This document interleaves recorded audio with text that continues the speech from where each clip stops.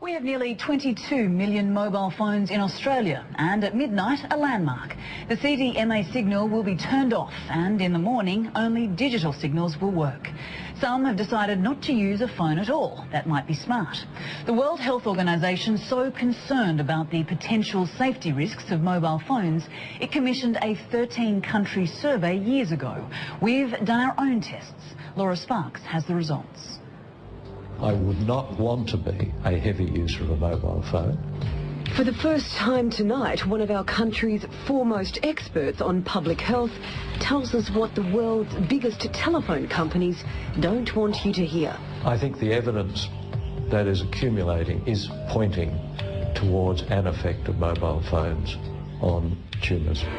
And we test mobile phones for radiation emissions going directly into your body. Quite often the radiation at the body is higher than what you would be experiencing at the head.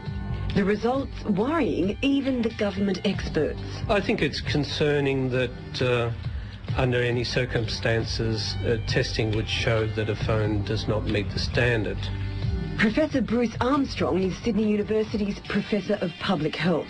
He's devoted more than 10 years of his life researching the link between mobile phones and brain tumours. He's always sat on the fence. That's until now. I think people might be shocked to hear that the evidence does seem to be coming more strongly in support of harmful effects. So what sort of harm are you talking about? Well, by harmful I mean production of brain tumours, acoustic nerve tumours, possibly parotid gland tumours, because some of those tumours are certainly fatal. So why are we only starting to hear about this now? Mobile phones have been here for 20 years. Today we're at saturation point. There's 20 million mobile phones here. That's enough for every Australian to own one. But as time passes, scientists are able to look at the longer-term side effects. We're now starting to hear about 10-year studies, and the results are worrying. What was found there was evidence of a twofold increase in risk of tumours. Professor Armstrong is so revered that he's been chosen to head the Australian arm of the World Health Organisation's 13-country mobile phone study, the biggest one yet ever undertaken. Yet the Australian Mobile Telecommunications Association choose not to listen. Their CEO, Chris Althouse. I can tell you that the overwhelming body of research internationally says quite the opposite. We've been encouraged to use a hands-free kit with our mobile phones for years to ward off potentially dangerous radiation. Now, with the advent of the Bluetooth, it's commonplace for phones to stay firmly in our pockets, far away from the brain, but close to other important organs. So how safe is this to have a phone transmitting from your chest or trouser pocket? But it's not always made clear that when you use a phone in your pocket, for example, that the radiation levels are much higher than they ought to be. Chris Zombolis is the director of EMC Technology, the only independent lab in Australia that measures the safety of electromagnetic radiation coming out of mobile phones. He claims most phones pass our regulations when transmitting against our head, but questions the safety of them when emitting in your pocket. The antenna is usually at the back of the phone, so when it's used at the head, most of the energy is transmitted away from the phone towards the base station. However, if it's used in the pocket, say with a Bluetooth hands-free adapter, the antenna ends up closest to the body and most of the energy is absorbed by the body rather than going to the mobile phone tower. To investigate, Today Tonight bought 4 mobile phones, a cheap basic phone, the Sagem Vodafone 226, and then 3 expensive multi-band 3G phones, the Sony Ericsson W910i, the Telstra HTC Touch Dual 850, and Nokia E65. EMC Technologies used this $1 million robot to test the electromagnetic radiation coming out of the phones in the body-worn position, like a trouser or chest pocket, when the back of the phone is facing the body. Chris, tell me about this liquid here. This liquid represents the electrical properties of the human body. The phone is placed underneath in contact with the phantom, which simulates the body-worn position or in the pocket position. The radiation comes up and it's measured with this probe. The results were astonishing. On the 1800 megahertz frequency band, 3 of the 4 phones failed the legal safety limits of 2 watts per kilogram of body tissue.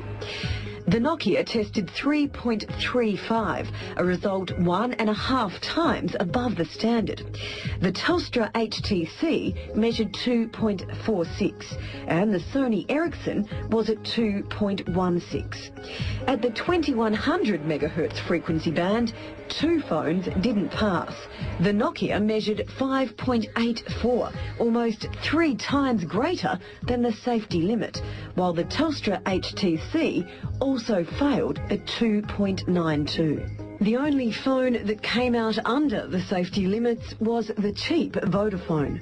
These safety standards have been set by world experts, and in the wrong, when you use a phone in a pocket, the safety limit will be often exceeded.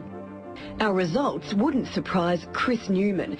7 years ago, he sued mobile manufacturer Motorola, convinced his brain tumour was caused by his mobile phone. A neurologist himself, Dr Newman eventually lost the case due to lack of evidence. He has since died of the cancer. If I had a choice, I would have never used a cell phone. Just because with even the potential risk, it's just not worth it. It's not worth going through the hell. The mobile phone lobby group dismissed our results. Are they safe? I don't know about those particular phones. There are standards in place. They have a 50-fold safety margin. So you're saying that we could have radiation 50 times greater than our safety limit and we as consumers would still be safe? I'm saying that the standards that are set are conservative by a factor of 50. So we could have 50 times more the radiation? The way the standards are written... It seemed Mr Althouse was avoiding the question. But can you answer that question? You're still not answering it. 4 times we asked, 4 times we didn't get an answer.